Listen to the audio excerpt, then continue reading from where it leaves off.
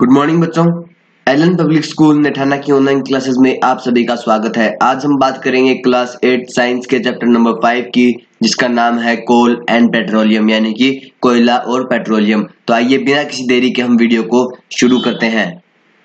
सबसे पहले what will you learn, इस चैप्टर में आप क्या पढ़ेंगे? You will learn about presence of carbon. हम हमारे जो पृथ्वी है उस पर कार्बन की प्रेजेंस यानी कि उसकी उपस्थिति के बारे में पढ़ेंगे। फॉर्म ऑफ कार्बन, कार्बन के रूपों के बारे में पढ़ेंगे। स्रोत यानी कि sources of fuel and uses, और हम सोर्सेज पढ़ेंगे, स्रोत पढ़ेंगे जिनसे हमें फ्यूल मिलते हैं, ईंधन मिलते हैं, और उनके यूजेज पढ़ेंगे। सबसे पहले इंट्रोडक्शन से स्टार्ट करते हैं। Natural resource include everything of natural origin, living and non living thing which human being used and enjoy.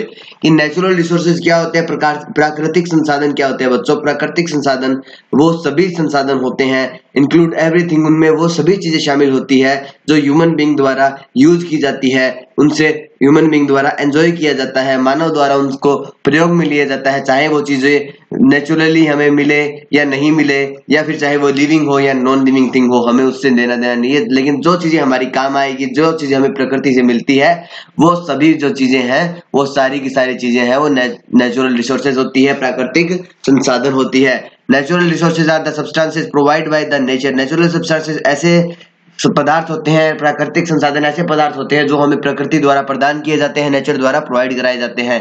They form, वे बनाते हैं the wealth of a country and include land, air, water, forest, wild animal and minerals and various other thing.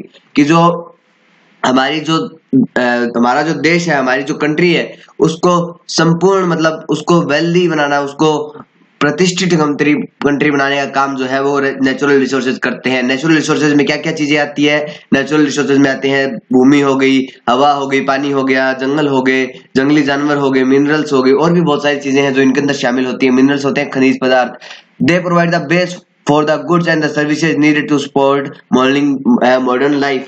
कि जो natural resources है, जो प्राकृतिक संसाधन है, वो आजकल की जरूरतमंद जो है मॉडर्न लाइफ यानी कि आधुनिक जो युग है, हमारी आधुनिक जो लाइफ है, उसके अंदर जो चीजें होती है, जो गुड्स एंड सर्विसेज होती है, जो सेवाएं होती है, जो चीजें हम यूज करते हैं, उन सभी को बनाने के लिए, उन सभी के लिए एक बेस का काम करते हैं, एक आधार का काम करते हैं। In obtaining these resources there is a constant interaction of humans with the environment. कि इन जो रिसोर्सेज है, ये जो संसाधन है, इनको ऑब्टेन करने के लिए ह्यूमन जो है वो कांस्टेंट इंटरेक्शन करता है। कॉन्स्टेंटली जो हमारा पर्यावरण है उनके साथ में जो हमारे ह्यूमंस है वो लगातार काम करते रहते हैं, अलग अलग प्रयोग करते रहते हैं, ताकि जो है वो नेचुरल रिसोर्सेज को प्राप्त कर सके और उनको और ज्यादा यूज कर सके। We the human beings use various material for our basic needs in order to survive and live comfortably। कि हम जो मानव जगत जो है, मानव जो है, जो ह्यूमंस जो है, वो अलग अलग तरह के मटेरियल्स, अलग अलग तरह की सामग्री को यूज करते हैं अपनी जो डेली आवश्यक की जो चीजें हैं जीवित रहने के लिए, और अपनी लाइफ को आसानी से जीने के लिए अलग अलग जो बेसिक नीड्स है, अलग अलग जो नॉर्मल चीजें हैं उनका यूज करते हैं, अलग अलग जो मटेरियल्स है उनका यूज करते हैं, अलग अलग जो नेचुरल रिसोर्सेज है उनका यूज करते हैं। फॉर एग्जांपल, जैसे कि we need air for respiration and combustion, water for carrying out various bodies function and irrigation, sunlight for vision and the growth and the development of the plant, soil for the growth of the plant etcetera. जैसे कि कुछ example है, हम हवा का आग जलाने के लिए और सांस लेने के लिए हम हवा का जो इस्तेमाल करते हैं, हमारी बॉडी फंक्शन को काम में लाने के लिए, और सिंचाई के लिए हम पानी की आवश्यकता पड़ती है, हम पानी का प्रयोग करते हैं, और देखने के लिए, प्रकाश के लिए, और पौधों की जो डेवलपमेंट है उसके लिए हम सनलाइट का प्रयोग करते हैं, और प्लांट्स की ग्रोथ के लिए हम सोइल का उपयोग करते हैं। Furthermore, man had to learn the use resources on within the earth such as sands, forest, coal, petroleum and natural gas. बाद में जो ह्यूमन है उन्होंने अलग अलग जो प्राकृतिक संसाधन है जो हमें पृथ्वी पे प्रकृति द्वारा प्रदान किए गए हैं, जो जितने भी हमारी पृथ्वी पर प्राकृतिक संसाधन है, जैसे कि मिट्टी हो गई, पत्थर हो गए, जंगल हो गए, कोयला, पेट्रोलियम हो गए, नेचुरल गैस हो गई, इन सब का यूज करना ह्यूमन ने, मानव ने है वो सीख लिया, आदमी ने है वो आजकल के युग में सीख लिया। Most of our energy required Most of our energy need are met by natural resources like wood, coal और पेट्रोलियम। कि हमें जो आवश्यक ऊर्जा की आवश्यकता होती है, वो जो ज्यादातर ऊर्जा है वो हमें नेचुरल रिसोर्सेज से मिलती है। मेट बाय नेचुरल रिसोर्सेज मतलब हमें नेचुरल रिसोर्सेज से मिलती है, जैसे कि वुड, कोयला हो गया, वुड यानी कि लकड़ी होगी, पेट्रोलियम हो गया, तो इन सब चीजों से हमें मिलती है। दीज रिसोर्सेज आर लिमिटेड, ये जो चीजें हैं, ये जितने भी प्राकृतिक संसाधन है, ये सीमित है, लिमिटेड है, and can soon get exhausted because their excessive use, क्योंकि हम इनका बहुत ज्यादा यूज कर रहे हैं, इसके कारण, ये लिमिटेड मात्रा में होने के कारण ये खत्म भी हो सकते हैं, एग्जॉस्ट भी हो सकते हैं, जिनके कारण हमें बहुत सारी दिक्कतों का सामना भी करना पड़ सकता है। Carbon is the major source of the fuel, कि ईंधन का सबसे मुख्य जो स्रोत है वो होता है carbon. The source of all the important component of fuel is carbon, कि सभी जो इम्पोर्टेंट कंपोनेंट है उन सभी का जो सोर्स है, उन्हीं का सभी का जो सोर्स है, जितने भी फ्यूल के जो इम्पोर्टेंट कंपोनेंट है, जितने भी फ्यूल यानी कि ईंधन के इम्पोर्टेंट जितने भी पार्ट्स है, उन सभी का स्रोत है carbon. We use fuel as a source of energy in our daily life, हम ईंधन का उपयोग हमारी जो रोजमर्रा की जिंदगी है, हमारी जो डेली लाइफ है, उसके अंदर ऊर्जा के स्रोत के रूप में हम ईंधन का उपयोग करते हैं। Depending upon the availability of various kind of natural resources we can classifying them into two kinds, की अवेलेबिलिटी के आधार पर, पृथ्वी की उपस्थिति के आधार पर हम नेचुरल जो हमारे रिसोर्सेज है उनको हम दो भागों में बांट सकते हैं। कौन कौन सी है, आइए पढ़ते हैं। पहला है इनएक्सहॉस्टिबल और दूसरा है एक्सहॉस्टिबल। दोनों के बारे में हम पढ़ते हैं, दोनों क्या होते हैं, दोनों का मीनिंग क्या होता है, दोनों में कौन कौन से हैं वो नेचुरल रिसोर्सेज शामिल होते हैं।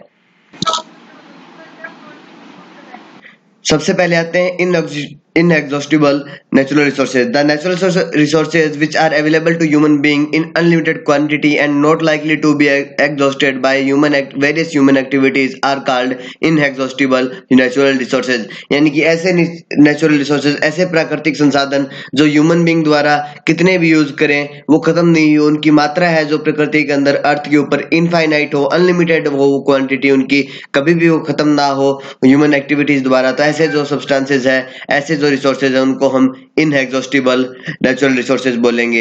Air, water, soil and sunlight are inexhaustible natural resources, कि इनके एग्जांपल कौन कौन से हैं? एयर हो गई, वाटर हो गया, सॉइल हो गया और लाइट, सनलाइट हो गई। तो ये जो चीजें हैं वो कभी खत्म नहीं होती, ये हमेशा पृथ्वी पर है वो मौजूद ही रहेगी।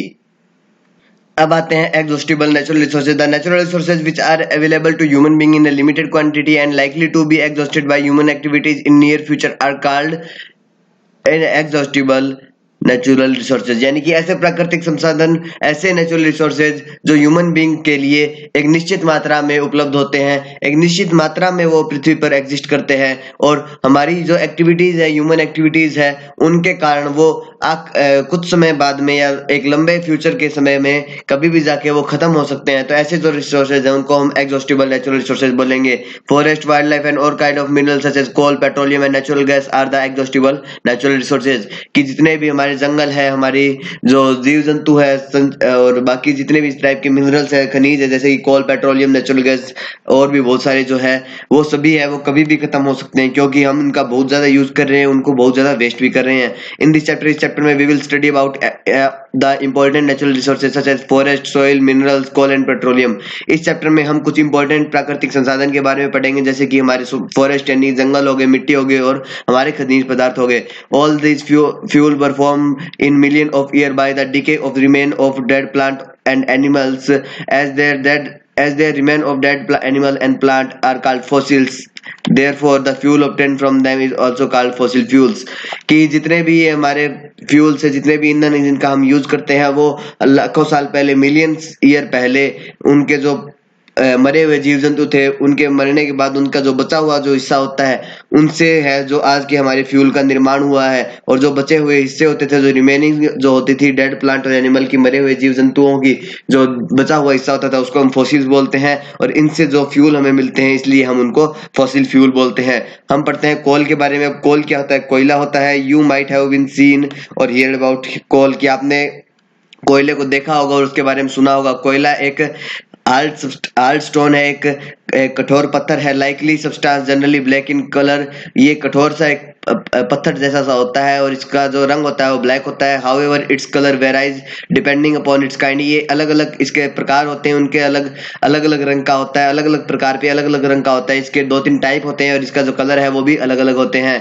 कोल is one of the fuel used for cooking food, कि कोयला है वो एक ऐसा फ्यूल है जो कुकिंग के लिए यूज में लिया जाता है, कुकिंग के लिए यूज किए जाने वाले जितने फ्यूल है उनमें से एक कोयला भी है। However, it produces a lot of smoke and foul-smelling gases which cause a lot of air pollution। क्योंकि हम जब कोयले को जलाते हैं इससे बहुत सारा धुआं निकलता है और बहुत सारी गंदी स्मेल वाली गैसेस निकलती है। इसके कारण ये है कोयला है वो बहुत सारा हवा का प्रदूषण करता है, वायु प्रदूषण करता है। अर्लियर प्राचीन समय में the coal was used for heating the water to produce the steam into the railway engine. की प्राचीन समय में जो स्टीम इंजन होते थे जो भाप की मदद से चलते थे उनके लिए कोयले का यूज किया जाता था ताकि उनके लिए पानी उबाला जाए और स्टीम की मदद से जो रेलवे का इंजन है उनको आगे चलाया जा सके। तो यहाँ पे कोल की फोटो दिखाई हुई है, स्टीम इंजन भी दिखाया गया है और फैक्ट्रीज यूजिंग कोल भी दिखाया गया है। these days इन दिनों coal is also used for generating electricity in thermal power plant। कि आजकल जो कोयला है वो थर्मल पावर प्लांट में इलेक्ट्रिसिटी को जनरेट करने के लिए, इलेक्ट्रिसिटी को प्रोड्यूस करने के लिए भी उपयोग में लिया जाता है। इन एडिशन टू इट, इसके साथ साथ कोयला जो है is used in as a fuel in factory, cement plant and brick kilns. की जो ईंट की भट्टियां होती है, सीमेंट के प्लांट होते हैं या फिर जितनी फैक्ट्रीज है उनके अंदर ईंधन के रूप में आजकल है वो कोल का इस्तेमाल किया जाता है, कोयले का इस्तेमाल है वो किया जाता है। अक्रेंस ऑफ कोल यानी कि कोल का जो निर्माण है कैसे हुआ, कहाँ पर ये ज्यादा पाया जाता है, कहाँ पर कम पाया जाता है, इसके बारे में पढ़ते हैं।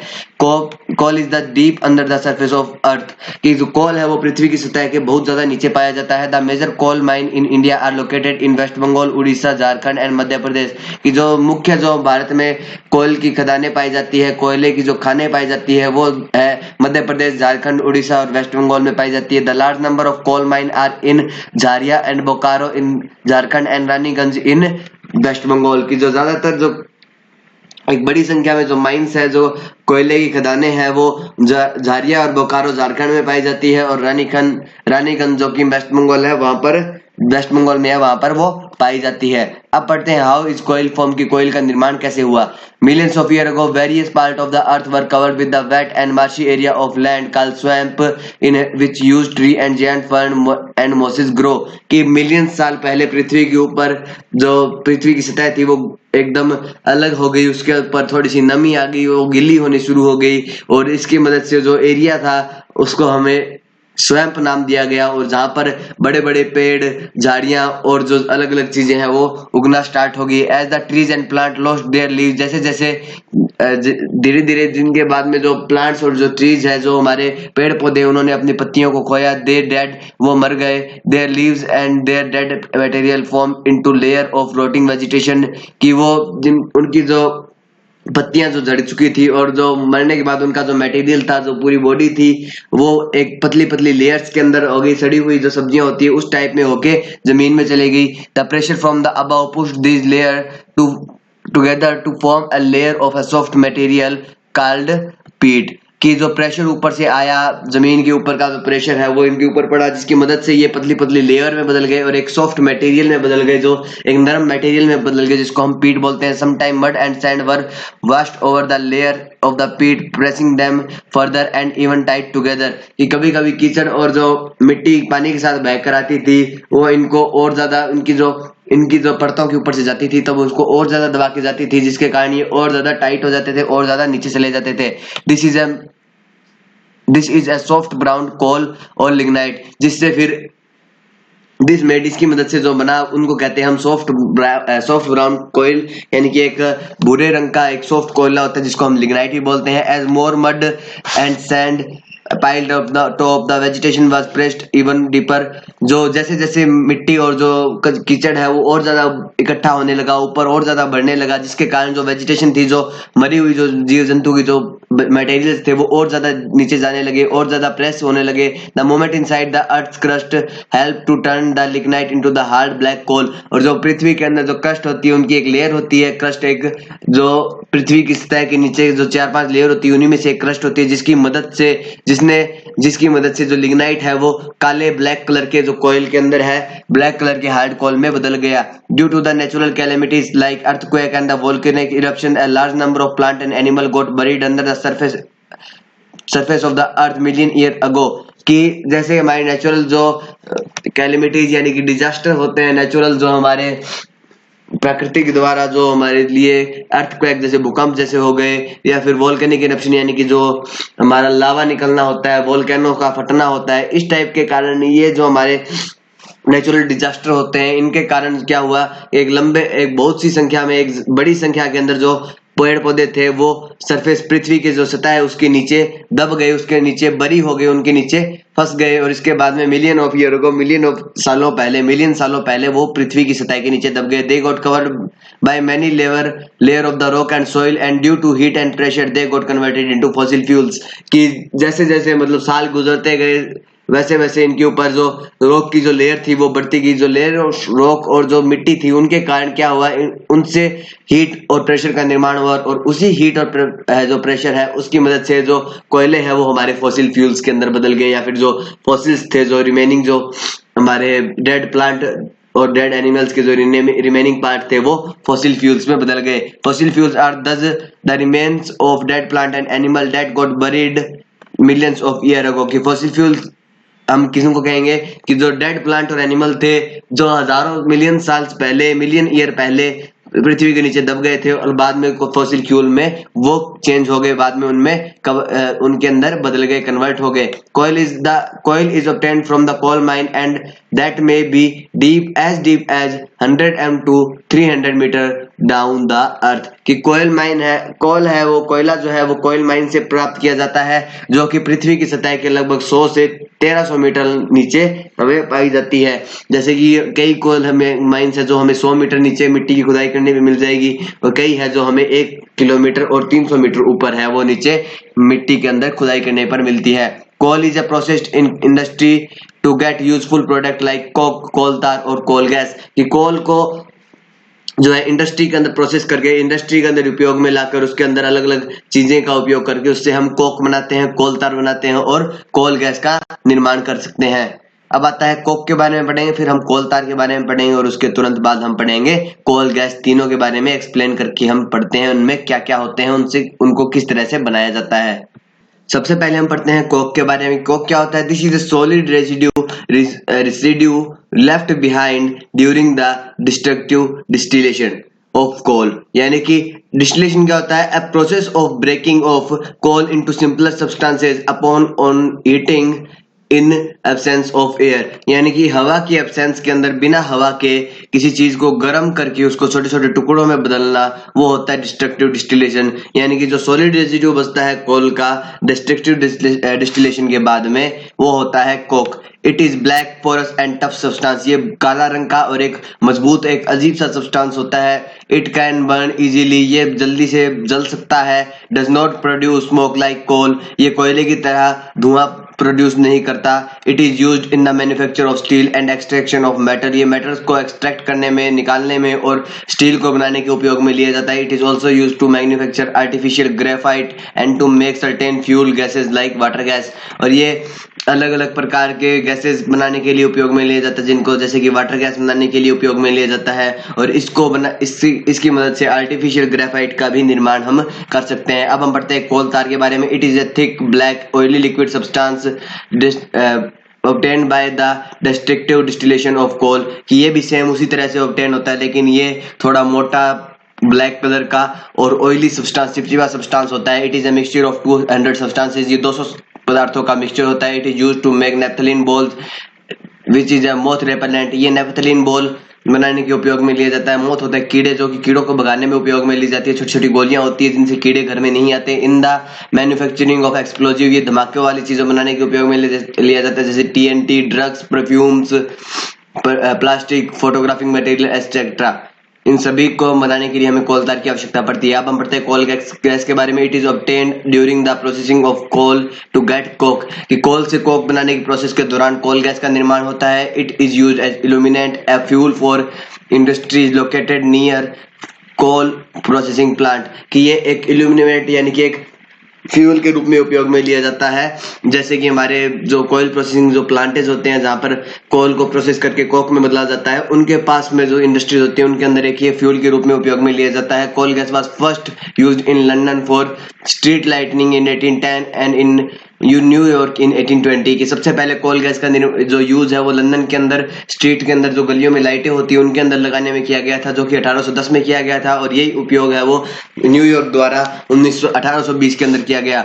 The slow conversion of wood into coal by biochemical process extending over million of year is called carbonization. Carbonization क्या होगा कि लकड़ी का धीरे धीरे कोल में बदलना एक नेचुरल प्रोसेस द्वारा, प्रकृति के द्वारा, बायोकेमिकल प्रोसेस के द्वारा एक मिलियन सालों के अंदर, मतलब मिलियन सालों के अंदर बायोकेमिकल प्रोसेस द्वारा वुड का कोल में बदलने की जो स्लो प्रोसेस है, स्लो कन्वर्जन है, उसको हम कार्बनाइजेशन बोलते हैं। अब डिफरेंट टाइप ऑफ कोल यानी कि कोल के प्रकार कौन कौन से होते हैं। Different variety of coal are form depending on how long and at what temperature and pressure the vegetable fossils are buried under the surface of earth. कि अलग अलग वैरायटी के कोल अलग अलग तरीके से बनते हैं, जैसे कि वो डिपेंड किस पे करते हैं, वो करते हैं कि कितने समय तक जो वेजिटेबल्स जो थी जिनके वो वेजिटेबल के बचे हुए या फिर प्लांट्स और जीव जंतु के बचे हुए जो रिमेनिंग रेजिड्यू थे वो कितने समय तक पृथ्वी के अंदर रहे हैं, किस टेम्परेचर पे रहे हैं और किस प्रेशर पे रहे हैं, ये भी जो चीजें हैं, ये सभी चीजें हैं वो अलग अलग वैरायटी ऑफ कोल्स का निर्माण करती है। इन जनरली पे the higher temperature and pressure of the earth and the longer time for which the buried under the surface of the earth the more carbon is contained in it। कि जो कोयला ज्यादा, जो fossils है वो ज्यादा समय तक पृथ्वी में दबे हुए रहते हैं हाई प्रेशर और हाई टेम्परेचर के अंदर, तब उनके अंदर जो उनसे जो फ्यूल बनते हैं उनके अंदर कार्बन की मात्रा बहुत ज्यादा होती है। The different variety of coal different in their carbon content, moisture and volatile compound present in them। कि अलग अलग क्वालिटी ऑफ अलग अलग जो वैरायटी होती है कोल की वो उनके अंदर अलग अलग कोयले की कार्बन की मात्रा पर निर्भर करती है, अलग अलग मात्रा में नमी पर निर्भर करती है, अलग अलग मात्रा के अंदर वोलेटाइल यानी कि जो भ्रमक कंपाउंड होते हैं जो इनको जलने में मदद करते हैं उनकी प्रेजेंस के ऊपर डिपेंड करती है। तो अब हम देखते हैं, डू यू नो, क्या आप जानते हैं peat is a youngest variety of coal which is light brown in colour. कि पीट सबसे यंगेस्ट वैरायटी होती है कोल की, सबसे छोटी वैरायटी होती है जो लाइट ब्राउन कलर की होती है। इसके अंदर 50 से 60% कार्बन होता है और ये एक सूटी फ्लेम के साथ में जलती है। Lignite is the next state of carbonization of peat. की पीट के जस्ट बाद जो कोयले की स्टेज बनती है उसको हम लिग्नाइट बोलते हैं। इसके अंदर 60% कार्बन होता है। Bituminous is the next state of lignite. Lignite के बाद में जो आता है वो आता है बिटुमिनस। बिटुमिनस होता है वो एक कॉमन वैरायटी ऑफ कोल होती है, कोल की नॉर्मल वैरायटी होती है। इसके अंदर 70 से 80% कार्बन होता है। And anthracite is the oldest variety of coal. सबसे बढ़िया और सबसे पुरानी जो वैरायटी है वो होती है एंथ्रेसाइट। इसके अंदर क्या होता है 90 से 95% है वो कार्बन होता है। तो सबसे बेहतर होता है एंथ्रेसाइट, उसके बाद बिटुमिनस, उसके बाद में लिग्नाइट और सबसे कम होता है पीट। ये चार जो है अलग अलग कोयले के प्रकार होते हैं जिनके अंदर कोयले की मात्रा है वो आपको याद रखनी है। अब हम चलते हैं प्रोसेसिंग ऑफ कोल के ऊपर की कोल की प्रोसेसिंग किस तरह से होती है। All the variety of coal containing volatile compound of carbon which are very useful for industrial application. कि अलग जितने भी वैरायटी है कोल की उनके ऊपर जिनके अंदर यहाँ पर वोलेटाइल कंपाउंड होते हैं कार्बन के रूप में, तो वो सारी इंडस्ट्री के लिए बहुत ज्यादा इंपॉर्टेंट होती है। These compound are lost if the coal is straightly burned. कि जैसे अगर मान लीजिए ये सारे कंपाउंड जो हमारे लिए इंडस्ट्री के अंदर उपयोग में लिए जा सकते हैं, अगर हम कोयले को सीधा जला ले तो सभी कंपाउंड है वो लॉस्ट हो जाएंगे, सभी कंपाउंड है वो किसी काम के नहीं रहेंगे। However, if the coal is subjected to destructive distillation such that coal is heated strongly in the absence of air, these compound can be recovered।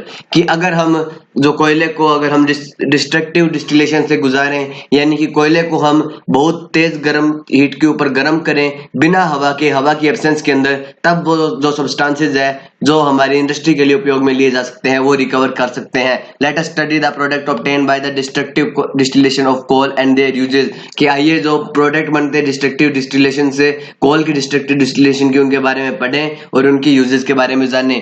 अब यहाँ पे दिया हुआ है एक्टिविटी के द्वारा पढ़ते हैं कि to study the product obtained by the destructive distillation of coal. की जो डिस्ट्रक्टिव डिस्टिलेशन होता है कोल का उसके द्वारा प्रोडक्ट कौन कौन से बनते हैं उनके बारे में जानते हैं। प्रोसीड्यूर विधि क्या क्या रहती है फिगर 5.4 में दिखाया गया है। Show that an apparatus set up for the destructive distillation of coal. की एक एपरेटस है पूरा सेट किया गया है डिस्ट्रक्टिव डिस्टिलेशन कोल के लिए। यहाँ पर the powdered coal is placed in the hard glass test tube and heated strongly until it changed into the coke and which stay back into the test tube as a grey porous residue। कि इसके अंदर जो कोल का जो powder होता है, powder किया हुआ चूरा किया हुआ जो कोल है उसको रखा जाता है और उसको हार्ड टेस्ट ट्यूब के अंदर रखा जाता है, जिसको बहुत तेज हीट के साथ में गर्म किया जाता है। गर्म करने के बाद में ये जब तक गर्म किया जाता है तब तक ये जब तक जो ये कोल जो है वो कोक में बदल नहीं जाता और कोक है वो वापस टेस्ट ट्यूब के अंदर जाकर नहीं बैठ जाता है एक ग्रे पाउडर के रूप में, ग्रे रेसिड्यू के रूप में, तब तक के लिए इसको गर्म किया जाता है। डार्क ब्राउनिश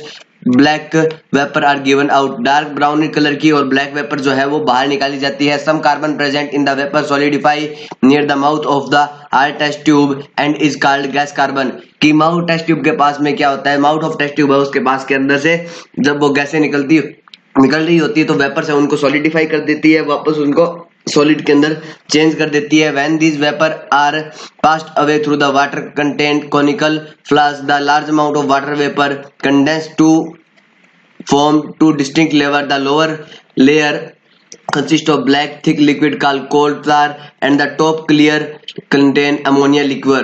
कि इसके अंदर क्या होता है कि जब वाटर वेपर से इनको गुजारा जाता है, इनकी जो गैसेज है उनको गुजारा जाता है, उसके बाद में इनकी दो अलग अलग घनत्व की अलग अलग मात्रा में अलग अलग जो है वो लेयर्स का निर्माण होता है। पहली लेयर होती है जो लोअर लेयर होती है उसके अंदर काले रंग का थिक लिक्विड होता है जिसको हम कोलतार के नाम से जानते हैं, और ऊपर वाली जो लेयर होती है उससे हमें अमोनिया लिक्विड मिलती है। Colourless gas bubble out of flask which is commonly called coal gas. और एक बबल के रूप में एक कलरलेस यानी कि एक रंगहीन जो गैस है वो जो फ्लास्क है जो हमारा या फिर जो टेस्ट ट्यूब है उससे बाहर निकलती है जिसको हम कोल गैस के नाम से जानते हैं। It burn with yellowish flame and when ignited. जब इसको गर्म किया जाता है तब ये येलोइश फ्लेम के साथ येलो कलर की एक जो आग है उसके साथ में जलती है। It mainly consist a mixture of hydrogen, methane, carbon monoxide and ethylene. और इसके अंदर जो मेनली जो गैसेज होती है उनका नाम है हाइड्रोजन, मीथेन, कार्बन मोनोऑक्साइड और एथिलीन। इनके अंदर जो हाइड्रोजन मोनोऑक्साइड और ये जो गैसेज है कार्बन मोनोऑक्साइड वगैरह ये हार्मफुल भी गैसेज होती है। यूजेस ऑफ कोक के यूजेस क्या क्या है। It is used in manufacture of water gas. इसको वाटर गैस बनाने के उपयोग में लिया जाता है। It is used for house hold fuel. हमारे किचन के अंदर इसको फ्यूल के रूप में यूज लिया जाता है। It is used in manufacturing of graphite कि आर्टिफिशियल ग्रेफाइट बनाने के लिए इसका उपयोग किया जाता है। It is used in extraction of metal such as copper, iron and tin and zinc as an excellent reducing agent. ये एक एक्सीलेंट रिड्यूसिंग एजेंट होता है जिसके कारण मेटल को एक्सट्रैक्ट करने के लिए, मेटल को निकालने के लिए इसका उपयोग है वो किया जाता है। बहुत ही अच्छी तरीके से ये हेल्प करता है। तो अब यूजेस ऑफ गैस कार्बन के बारे में पढ़ते हैं कि गैस कार्बन जो होता है उसके क्या क्या यूजेस होते हैं। It is a good conductor of electricity. जो गैस कार्बन है वो एक इलेक्ट्रिसिटी का एक बढ़िया कंडक्टर होता है। It is use for making positive electrode of dry cell. कि जो सूखे जो सेल होते हैं, जो ड्राई सेल होते हैं, उनके अंदर ये पॉजिटिव इलेक्ट्रोड बनाने के काम में लिया जाता है। It is also use for making electrode for extraction of aluminium metal from the molten bauxite. और कि जो मोल्टन बॉक्साइट की जो खान होती है, जो ओर होती है, उसके अंदर से एल्यूमिनियम मेटल को निकालने के लिए और उसके लिए जो इलेक्ट्रोड की आवश्यकता पड़ती है, उन इलेक्ट्रोड को बनाने के भी रूप में इसका उपयोग किया जाता है। उनको बनाने के लिए भी गैस कार्बन का उपयोग है वो किया जाता है। अब आता है यूजेस ऑफ कोलतार। कोलतार के क्या क्या यूजेस है। It is a foul smelling black dark brown liquid. ये एक गंदी स्मेल का, अजीब सी स्मेल का एक डार्क ब्राउन कलर का लिक्विड होता है। It is subjected to the fractional distribution where useful chemicals such as benzene, toluene, anthracene, phenol and naphthalene are segregated out। कि इसके अंदर जो फ्रैक्शनल डिस्टिलेशन के अंदर यूज किया जाता है जहां पर हम अलग अलग जो केमिकल्स है जैसे कि बेंजीन हो गया, टोलुइन हो गया, एंथ्रेसिन हो गया, फिनॉल हो गया और नैप्थलीन हो गया, इन सबको अलग अलग किया जाता है। These chemical are widely use for making dyes, drugs and explosive. ये जो केमिकल है ये ज्यादातर पूरे संसार के अंदर जो है ये डाई बनाने में, ड्रग बनाने में और एक्सप्लोजिव यानी कि तबाही करने वाले जो जैसे हमारा TNT हो गया, इस टाइप की जो चीजें हैं वो उनको बनाने के लिए उपयोग में लिया जाता है। For example toluene is use for making DDT। DDT बनाने के लिए टोलुइन का उपयोग किया जाता है। DDT होता है बच्चों एक केमिकल चीज होती है जो आपको आगे जो पढ़ने को मिलेगी 12th क्लास के अंदर, ऑर्गेनिक केमिस्ट्री के अंदर ये पूरा टॉपिक है इसके रिलेटेड। बेंजीन हेक्साक्लोराइड BHC बनाने के उपयोग में लिया जाता है विच इज एन इंसेक्टिसाइड जो कि कीटनाशक है। Similarly toluene is used for making TNT बनाने के उपयोग में लिया जाता है। ट्राइनाइट्रोटोलुइन के लिए ट्राइनाइट्रोटोलुइन बनाने के उपयोग में लिया जाता है जो कि एक एक्सप्लोजिव है, एक तबाही फैलाने वाला एक बम टाइप का एक होता है TNT जिसके ऊपर कोई चीज रख दे तो वो फट जाती है। एक्सप्लोजिव होता है material used in the cartridge of gun, gun के अंदर जो गोलियां होती है उनको उनके लिए मटेरियल बनाने के उपयोग में लिया जाता है। The residue left after the destructive distillation called pitch is also used for metalling road, की रोड बनाने के लिए अंदर जो कोल तारकोल हम यूज करते हैं वो जो डिस्ट्रक्टिव डिस्टिलेशन के बाद में जो बचता है जिसको हम पिच बोलते हैं, जो रेजिड्यू बचता है उसको पिच बोलते हैं, उसका यूज किया जाता है। However common name of pitch is coal tar, और जो पिच का कॉमन नेम है जो नॉर्मली जो हम नेम लेते हैं वो है कोरताल या फिर हम इसको तारकोल भी बोलते हैं, which is not scientifically correct, लेकिन साइंटिफिकली वैज्ञानिक तौर पर वो नाम सही नहीं है, इसका सही नाम जो है वो पिच ही है। Uses of coal gas, coal gas के क्या क्या uses? The coal gas obtained has slightly foul smell due to the presence of hydrogen sulphide gas, कि जो कोल गैस जो होती है, कोल गैस जो जिसका निर्माण जो कोल गैस जो होती है वो है हाइड्रोजन सल्फाइड गैस की प्रेजेंस से फॉर्म होती है। उसकी जो स्मेल होती है वो अजीब सी स्मेल होती है, इस गैस की भी है वो अजीब स्मेल ही होती है। इट इज प्योरिफाइड, इसको प्योर किया जाता है and use as household fuel यानी कि जो हाउस होल्ड हमारे किचन वगैरह के अंदर होते हैं जो, और बाकी सारे जो घरेलू जो ईंधन है उसके रूप में इसका उपयोग किया जाता है। It is used as industrial fuel for those industry who are located near the coal processing unit, की कोल प्रोसेसिंग जो फैक्ट्री होती है उनके पास में जो फैक्ट्रीज जो इंडस्ट्रीज जो लगी हुई होती है उनके अंदर ये इंडस्ट्रियल फ्यूल के रूप में भी यूज है वो किया जाता है। अब हमारा नेक्स्ट टॉपिक आता है बच्चों 5.3 यानी कि पेट्रोलियम। पेट्रोलियम कहाँ से बना, उसका मतलब क्या होता है, किस तरह से बना। जैसे हमने कोल के बारे में पढ़ा उसी तरह से हम अब पेट्रोलियम के बारे में भी पढ़ते हैं। It's name drive from a Latin word, यानी कि जो पेट्रोलियम नाम है वो एक लैटिन शब्द से बनाया गया है। पेट्रा जिसका मीनिंग होता है रॉक एंड ओलियम जिसका मतलब है होता है ऑयल यानी कि रॉक और oil. The petroleum means, petroleum शब्द का मीनिंग हो गया रॉक ऑयल यानी कि रॉक ऑयल, जो मैंने आपको बता दिया है। पेट्रोलियम और oil is a liquid form of fossil fuel, कि ये पेट्रोलियम या फिर जो ऑयल है वो फॉसिल फ्यूल का एक लिक्विड फॉर्म होता है, एक तरल रूप होता है। Petroleum has not only become world's leading fossil fuel, but its products have also become indispensable for the people on the earth, कि पेट्रोलियम न केवल पेट्रोलियम ही है पूरी दुनिया के अंदर एक फॉसिल फ्यूल यानी कि एक ईंधन के रूप में बहुत ही आगे बढ़ा हुआ है, एक बहुत ही ज्यादा फेमस हो चुका है, ना बल्कि इसके जो प्रोडक्ट्स है वो भी हमारे लोगों के लिए बहुत ज्यादा इंपॉर्टेंट हो गए हैं। पृथ्वी के जो लोग हैं, अर्थ के जो लोग हैं उनके लिए बहुत ज्यादा इंपॉर्टेंट है ये हो गए हैं। It is A thick combustible liquid, ये एक थिक कंबस्टिबल यानी कि एक जल जाने वाला लिक्विड है, इजीली जल जाता है। मेड अप ऑफ हाइड्रोकार्बन, जो कि हाइड्रोकार्बन से मिलकर बनता है, and the compound containing hydrogen and carbon, जो कि हाइड्रोकार्बन होता है जिन कंपाउंड में हाइड्रोजन और कार्बन होते हैं उनसे मिलकर जो है पेट्रोलियम का है वो निर्माण होता है। Most petroleum deposit are underground with the expectation of few seepage and spring of petroleums, कि जो मोस्टली जो पेट्रोलियम जो है, पेट्रोलियम के जो प्रोडक्ट हमें मिलते हैं, जो पेट्रोलियम जो है वो अंडरग्राउंड यानी कि जमीन के नीचे हमें प्राप्त होता है, जमीन के नीचे से ही प्राप्त होता है। With the exception of few seepage and springs of petroleum, और इसके साथ अलग अलग मतलब थोड़ी थोड़ी जो चीजें हैं वो सारी पेट्रोलियम की हमें अलग अलग मिलती है। Petroleum is a dark oily liquid and is also called black gold due to its great commercial importance, क्योंकि जो व्यापारिक जगत के अंदर इसकी बहुत ज्यादा इंपॉर्टेंस होने के कारण जो पेट्रोलियम है वो उसको हम ब्लैक गोल्ड यानी कि काले सोने के नाम से जानते हैं। और पेट्रोलियम है एक डार्क ऑयली लिक्विड होता है या फिर एक ऐसा लिक्विड होता है जो ब्लैक कलर का होता है और एक बिल्कुल ही मतलब अजीब सा एक चिपचिपा तो नहीं होता, इसको चिपचिपा नहीं कह सकते, लेकिन इसका जो इंपॉर्टेंस है वो बहुत ज्यादा होती है। कमर्शियली ये बहुत ज्यादा फेमस है, बहुत ज्यादा इंपॉर्टेंट है। अब आता है ओरिजिन ऑफ पेट्रोलियम, यानी कि पेट्रोलियम का ओरिजिन जो केंद्र बिंदु कहां पर है। क्रूड ऑयल और petroleum is a complex mixture of solid liquid and gases hydrocarbon mix with the salt water and अर्थी पार्टिकल्स, कि जो क्रूड ऑयल या फिर पेट्रोलियम एक ऐसा सब्सटेंस है, एक ऐसा कॉम्प्लेक्स, एक ऐसा जटिल मिक्सचर है जिसके अंदर सॉलिड लिक्विड और गैस होते हैं, हाइड्रोकार्बन के रूप में वो प्रेजेंट होते हैं, और इसके अंदर साल्ट वाटर भी प्रेजेंट होता है और अर्थली पार्टिकल्स यानी कि अर्थ के जो नीचे के जो पार्टिकल्स है वो भी इनके अंदर मौजूद होते हैं। It is believed that ये ऐसा माना जाता है कि that the petroleum is formed by the anaerobic decomposition of very small sea animal and plant which got buried under the sea beds million of year ago। ऐसा माना जाता है कि जो पेट्रोलियम है उसका निर्माण है वो जो सी एनिमल्स है, छोटे छोटे सी के जो जीव जंतु है समुद्र में रहने वाले, उनका डिकम्पोजिशन होने से हुआ। इसी कारण से जो है वो पेट्रोलियम का निर्माण हुआ। वो सी के अंदर जो जमीन की जो समुद्र के नीचे की जो सतह है उसके अंदर बहुत ज्यादा नीचे दब गए, जैसे हमारे जमीन के अंदर ऊपरी सतह के ऊपर जो हमारे जानवर थे वो उनके नीचे दबकर डिकम्पोज हुए थे, उसी तरह सी के नीचे की जो जमीन है उसके नीचे जो सी जानवर है, सी के जो रहने वाले जानवर है वो दब के उनके बाद में उनका डिकम्पोजिशन हुआ और बाद में वो पेट्रोलियम के रूप में उभरे। Let's us try to see how this is happen. आइए देखने की कोशिश करते हैं कि ये ऐसा क्यों हुआ, कैसे हुआ, आइए जानते हैं इसके बारे में भी। The formation of oil is similar to the formation of coal की जिस तरह से कोयले का निर्माण हुआ तो उसी प्रकार से जो पेट्रोलियम है उसका भी निर्माण हुआ। Million of year ago, million जो ईयर है उससे पहले, मिलियंस ऑफ ईयर पहले, countless number of small marine plant and animal living in the sea sank down to the seabed and when they dies.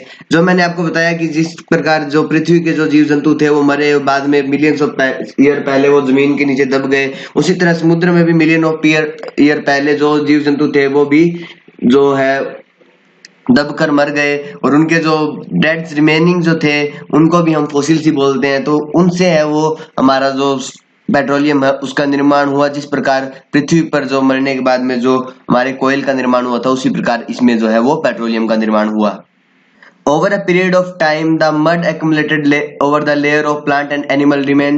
एक लंबे समय के बाद में जैसे जैसे जो मरे हुए जीव जंतु थे उनके ऊपर जो कीचड़ वगैरह है, जो धूल मिट्टी वगैरह है वो इकट्ठे होने लगी। They are subjected to a great pressure, उनके ऊपर दबाव पड़ने लगा, प्रेशर पड़ने लगा, एंड हीट और ऊष्मा बढ़ने लगी, and were crushed under the layer of mud, और वो जो मड की जो लेयर है उसके नीचे क्रश हो गए। ग्रेजुअली, धीरे धीरे जो है वो कन्वर्टेड, दे वर कन्वर्टेड इनटू, वो धीरे धीरे कन्वर्ट हुए किसके अंदर बच्चों, वो कन्वर्ट हुए धीरे धीरे सेडिमेंट्री रॉक्स के अंदर। उनसे है वो सेडिमेंट्री रॉक्स जो है उनका है वो निर्माण हुआ। सेडिमेंट्री रॉक्स का निर्माण होने के बाद अंदर heat and the pressure, the plant and animal remain with in the sedimentary rocks were eventually transferred into the petroleum and the natural gas. कि जैसे ही उनका सेडिमेंट्री रॉक में ट्रांसफर हुआ उसके बाद में हीट और प्रेशर बढ़ने के बाद में वो प्लांट एनिमल के जो रिमेनिंग थे, जो रेजिड्यू थे और जो सेडिमेंट्री रॉक्स थे वो धीरे धीरे ट्रांसफॉर्म हुए, वो बदले किसके अंदर, पेट्रोलियम और नेचुरल गैस के अंदर। The oil and gas shipped upward until they reached the layer of hard rock and got trapped under the rock। कि जो ऑयल और जो गैस थी वो शिफ्ट अपवर्ड, वो धीरे धीरे ऊपर आने लगी और जब वो हार्ड रॉक की जो लेयर है उनके अंदर उन तक पहुंच चुकी थी, जो रॉक्स की जो लेयर है, चट्टानों की जो परत है, हार्ड परत है, उन तक पहुंची। उसके बाद में जो रॉक है, जो चट्टानों ने उनको अपने अंदर ट्रैप कर लिया और जिसके कारण पेट्रोलियम वगैरह है हमें चट्टानों के अंदर भी मिलते हैं। तो अब हम नेक्स्ट पेज पे चलते हैं। नेक्स्ट पेज पे है बच्चों अकरेंस ऑफ पेट्रोलियम की अकरेंस किस तरह से होती है। The petroleum occurs at a moderate depth of 500 to 2000 metre below the two layer of impervious rock. की एक इम्प्रीवियस, एक बड़े पुराने रॉक की लगभग 500 से 2000 मीटर की गहराई पर हमें पेट्रोलियम को खोजना पड़ता है, वहां पे हमें पेट्रोलियम मिलता है। The petroleum deposit are usually found mixed with salt water. जो पेट्रोलियम हमें मिलता है, जो वहां पे डिपॉजिट हुआ पेट्रोलियम मिलता है उसके अंदर ज्यादातर सॉल्ट वाटर मिक्स होता है। The petroleum is lighter than salt water. जो पेट्रोलियम होता है वो सॉल्ट वाटर से हल्का होता है जिसके कारण वो उसके ऊपर तैरता है। Natural gas is found over the petroleum. जो नेचुरल गैस है वो पेट्रोलियम के ऊपर पाई गई है। Trapped between the rock cap and the petroleum layer. की जो नेचुरल गैस है वो ट्रैप्ड की हुई होती है रॉक कैप के अंदर और वो हमें पेट्रोलियम के ऊपर मिलती है, पेट्रोलियम के लेयर के आसपास हमें मिलती है। अब आता है ड्रिलिंग ऑफ ऑयल वेल। तो ये बच्चों चैप्टर का एक पार्ट है वो यहाँ तक कंप्लीट हो गया, अकरेंस ऑफ पेट्रोलियम तक। दूसरे पार्ट में ड्रिलिंग ऑफ ऑयल वेल हमारा नेक्स्ट टॉपिक है। उसके बाद में रिफाइनिंग ऑफ पेट्रोलियम है और उसके जस्ट बाद में रेजिड्यू ऑयल के बारे में है, लुब्रिकेटिंग ऑयल्स और उनके एग्जाम्पल के बारे में है, यूजेस के बारे में है, नेचुरल गैस के बारे में है। तो ये सब बच्चों हम पढ़ेंगे कल नेक्स्ट पार्ट में। तब तक के लिए आप घर में रहें, सुरक्षित रहें, अपने माता पिता का कहा माने और होमवर्क है वो रेगुलरली करते रहें। हम मिलेंगे नेक्स्ट वीडियो में नेक्स्ट पार्ट के साथ। बाय।